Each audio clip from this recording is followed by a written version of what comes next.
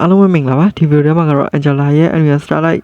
Starlight Shop မှာဒီပြန်လည်ပါဝင်လာတဲ့အကြောင်းနဲ့ခြားသော Starlight Upgrade တွေနဲ့ခြားသော Upgrade တွေကိုပြောပြပေးတော့မှာဖြစ်ပါတယ်ဒါကြောင့်မလို့ဗီဒီယိုလေးကိုအဆုံးထိလိုက်ပါကြည့်ရှုပေးဖို့တောင်းဆိုချင်ပါတယ်ဒီဗီဒီယိုလေးကတော့ဒီ YouTube DSS အင်တို့ကနေယူသုံးထားတာဖြစ်တဲ့အတူတူထည့်ပေးတယ်ပေါ့နော်နောက်ပါဒီဗီဒီယိုမှာ intro ပိုင်းလည်းမထည့်တော့ပါဘူးကဲဒီတော့ Join Starlight ကိုဒီ Starlight ကနေပေါ့နော်ဖွင့်လိုက်ရမယ် Starlight ကဖွင့်ပြီးသွားရင်တော့ဒါဒီဘာညာပေါ့နော်ဒီ bright booty ကတော့ဒါအရင်တော့အတိုင်းပဲဘာညာရမယ်ဒီ Starlight upgrade icon ပုံစံတွေကတော့တော်တော်လေးမှပြောင်းလဲသွားတယ်လို့ပြောလို့ရပါတယ်ဒါအကုန်လုံးကပြောင်းလဲသွားတယ်နောက်တော့ဒါ Mia ရဲ့ skin ပေါ့နော် Mia skin ကိုလည်းဒါအရင်လာတော့ဟာကိုပြထားဖြစ်တဲ့အတွက်ဒါ Mia ရဲ့ skin ပဲပေါ်တာပေါ့နော်လက်ရှိမှာတော့ Gore ရဲ့ skin ဒါကတော့ဒါ Starlight ဒီဘယ်လိုပြောမလဲရမယ့် bright ဘူးအခွင့်အရေးခံစား권နေပေါ့နော်ဒါအခွင့်အရေးခံစား권နေရရှိတဲ့နေရာကိုသွားတာပဲဖြစ်ပါတယ်ဒီလက်ရှိကျွန်တော်တို့စီမှာရောက်နေတဲ့ upgrade နဲ့တော့မတူဘူးပေါ့နော်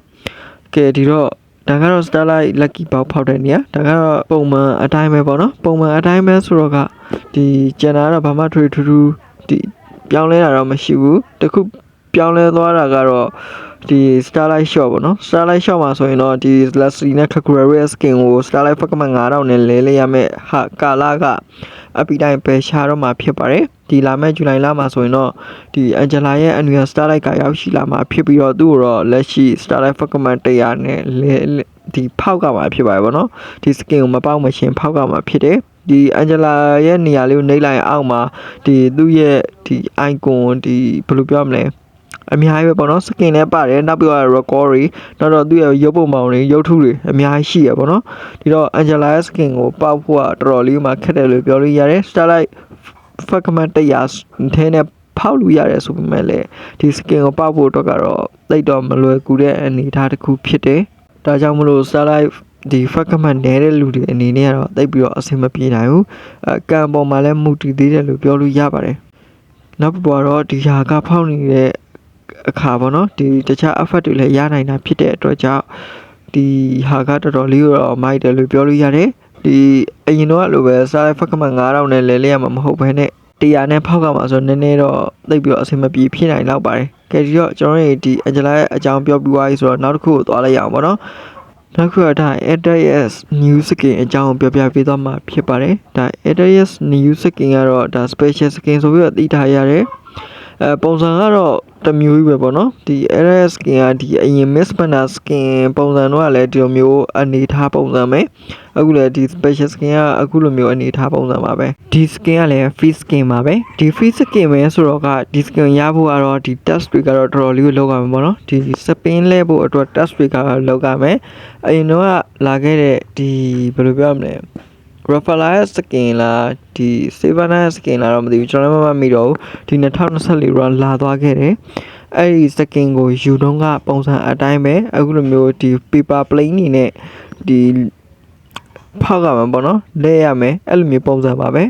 ဒီ paper plane ရမှဒီလိုမျိုး skin ကိုသွားပြီးလဲရတဲ့ပုံစံမျိုးပေါ့နော်နောက်တစ်ခုအနေနဲ့ဒါကတော့ဒီလာမဲ့18ရက်နေ့မှာရောက်ရှိလာမဲ့ skin ပေါ့နော်ဒီ S1 event ကတော့ဒီလာမဲ့18ရက်နေ့မှာဒီ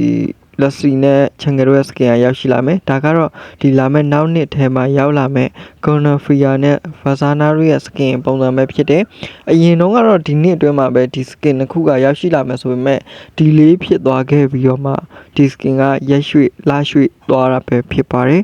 ဒီ skin ပုံစံတစ်ခုကတော့တော်တော်လေးမှမိုက်တာလို့ဆိုလို့ရတယ်ဒီ Gonafria ပဲရ Fazana ပဲရပေါ့နော်ဘယ်ဟာရတော်တော်လေးမှလာတာဖြစ်တဲ့အတွက်ဒီဟာကတော့ဖောက်တင်တယ်လို့ထင်တယ်နောက်ခုနေက upgrade ထဲမှာပြထားတာဆိုရင်အတွေ့အကြုံမှာပါ Daniel Star skin event ပေါ့နော်ဒီ Daniel Star skin event ကတော့ပြန်ရောက်လာဖို့အခိုင်နှုန်းတော့ရှိပါတယ်ဒါပေမဲ့ဘယ်အချိန်မှပြန်ရောက်လာမလဲဆိုတော့ကတော့ကျွန်တော်လည်းမပြောတတ်ဘူးတကယ်လို့ရောက်လာခဲ့တော့ skin kit ကတော့ရောင်းပေးမှာပဲဖြစ်ပါတယ်ကဲဒီတော့ဒါ Expert event ရဲ့ဒီဖောက်ပြတဲ့ပုံစံပေါ့နော်ဒီဖောက်ပြတဲ့ပုံစံကတော့အရင်တော့အတိုင်းပဲဒီဘင်ကိုနဲ့သွားတယ်သူကဘုံလေး3ဘုံပြည့်သွားပြီဆိုတာနဲ့ဒီ Expert skin တကောင် return ရရှိမယ်ဖီတုံကန်တွေရလည်းအရင်တော့အတိုင်းပဲ16ကဒီရရှိမှာပဲဖြစ်ပါတယ်ဒီလို daily နဲ့ဖောက်သွားမယ်ဖီတုံကန်ဘာညာနဲ့ပါဖောက်မှာဆိုရင်တော့ skin တကောင်ရဖို့အတွက်ကတော့အရင်လွယ်ကူတယ်လို့ပြောလို့ရပါတယ်ဒါကြောင့်မလို့ဒီ event က collector skin တွေတောင်တိုင်းပြီးပေါအောင်နိုင်တယ်ဒါမှမဟုတ် limited ဒီစကင်တွေကိုတော့တမ်းပြီးတော့ပေါင်းနိုင်တဲ့ event ဖြစ်တဲ့အတွက်တော်တော်လေးကိုမှယူသင့်တယ်လို့ထင်တယ်နောက်တစ်ခုအနေနဲ့ကဒါ mobile legend ရဲ့ color burst skin အသစ်ပဲဖြစ်တယ်ဒီမှာဆိုရင် Yisashin Lin Florin နောက်တော့ Aluka Harriet ပြီးတော့ Bunny Data နဲ့ Agato ရဲ့ skin ပေါ့နော်ဒီမှာဆိုတော့ main ကလေး2ယောက်ပါဝင်လာတယ်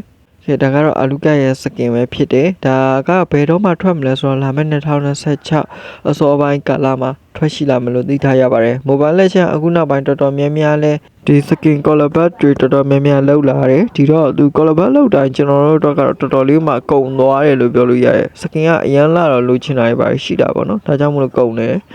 ကဲဒီတော့ဒီ skin color bar လောက်တာပဲဒီ skin ရဲ့ character ကတော့ကျွန်တော်လည်းမသိဘူးကြည့်လည်းမကြည့်ဘူးဆိုတော့ကကျွန်တော်လည်းဘာမှအများကြီးတော့မပြောတတ်ဘူးပြီးတော့ပါဝင်လာတဲ့ skin တွေနဲ့ဒီပါဝင်လာတဲ့ hero တွေကတော့လုံးဝကြီးကိုထွက်လာတဲ့ခါကျရင်မိုင်းလိမ့်မယ်လို့ပြောလို့ရပါတယ်ထင်ပါတယ်ပေါ့နော်ဒီသူရဲ့ skin character လက်ရှိပြထားပြီးပုံရတော့တော်တော်လေးမှမိုက်ပါတယ်ခါဒီတော့ဆက်ပြီးတော့ပြောရမယ်ဆိုရင်တော့ကျွန်တော်ဒီပါဝင်လာတဲ့ skin တွေနဲ့သူလုံးမဲ့ character တွေကိုအများကြီးပြောပြပေးလိုက်မယ်ဒီဆက်ပြီးတော့ပြပေးလိုက်မယ်ပေါ့နော်ကျွန်တော်ဆက်ပြီးတော့မပြောတော့ဘူးဘာဖြစ်လို့လဲဆိုတော့ဗီဒီယိုကဒီလောက်နဲ့ပဲဆုံးလိုက်တာမို့လို့ပါကဲဒီတော့ဗီဒီယိုကဒီလောက်ပဲနောက်ဗီဒီယိုတစ်ပုံမှာပဲပြန်ပြီးတော့ဆုံတွေ့ကြပါမယ်အားလုံးပဲဘိုင်ဘိုင်ပါခင်ဗျာ